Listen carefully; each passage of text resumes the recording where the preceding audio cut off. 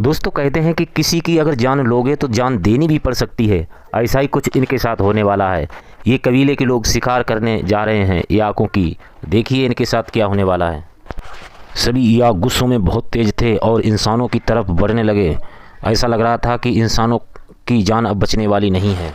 हजारों याक चट्टानों की तरफ भागने लगे। आगे विशाल पहाड़ से टक्कर होने के कारण हजारों लाखों याक की जान चली गई। एक याक ने पीछे मुड़कर एक इंसान पर हमला बोल दिया। जब तक वो भागता इससे पहले उसने उसको हमला कर दिया। याक को इतना गुस्सा आया था कि अब वो लड़के को छोड़ने वाला नहीं है। जब तक वो मर ना गया तब तक याक ने उसे छोड़ा नहीं। उसके पिता ने याक की तेज से भाला मारा। याक को इतना गुस्सा आया था कि लड़के को जान से ही मार दिया। एक चट्टान पर जा गिरा।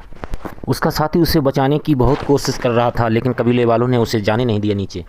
अब बहुत देर हो चुकी थी क्योंकि उनके पास पछताने के अलावा और कोई चारा नहीं था। वे बहुत अफसोस कर रहे थे। कुछ दिनों तक उन्होंने गुस्से में आकर काफ़ी याकों का शिकार किया था। उसका पिता पूरी रात अपने बेटे के पास बैठा रहा, पर वो होश में नहीं आया था। अब वो मर चुका था। पिता अपने बेटे को मरते हुए देखकर बहुत रोया और वहाँ से चल दिया। अपने बेटे को वहीं छोड़ दिया। पिता को जाते ही देखकर जंगली गिद्ध उस पर टूट पड़े और उन गिद्धों ने उसको नोच नोच कर उसकी बुरी हालत कर दी थी। कहते हैं मारने वाले से बचाने वाला बड़ा होता है। लड़का अब भी जिंदा था, वो मरा नहीं था। उसे लड़के को ये नहीं पता कि उसका पिता उसे अब छोड़कर मीलों दूर जा चुका था। और चील कौओं से बचने के लिए वो लड़का नीचे उतरने का उसने फैसला ले लिया और नीचे उतरने लगा। और जब उसने नीचे देखा तो डर गया और अपने पिता को पुकारने लगा। वहीं पर लटका रहा क्योंकि वो अब नीचे उतरना नहीं चाहता था। तब तक कुदरत ने उसकी मदद कर दी। जोर से बादल घिर आए और तेज़ से बारिश होने लगी। जैसी बारिश हुई तब तक पानी भर गया नीचे और वो उस पानी में छलांग लगाने का फैसला ले लिया और छलांग लगा दी। और तब तक उसका पैर टूट चुका था। उसने उसको एक जुगाड़ सूझी। उसने 2 पत्थर इकट्ठे किए और अपना पैर की हड्डी 2 पत्थरों से सीधी करके उसे अच्छी तरह कपड़े से लपेट कर सीधा किया था और ऊपर की ओर चलने लगा। लेकिन वहाँ देखा ना तो उसके कबीले के लोग थे ना उसके पिताजी थे। लेकिन वहाँ पर उसके पिता द्वारा बनाई गई उसकी कब्र दिखाई दी और उसे देखकर वो बहुत गुस्से में आकर ज़ोर ज़ोर चिल्लाने लगा। पर वो अपने गाँव जाना चाहता था। ऐसी घायल अवस्था में वहीं गिर पड़ा।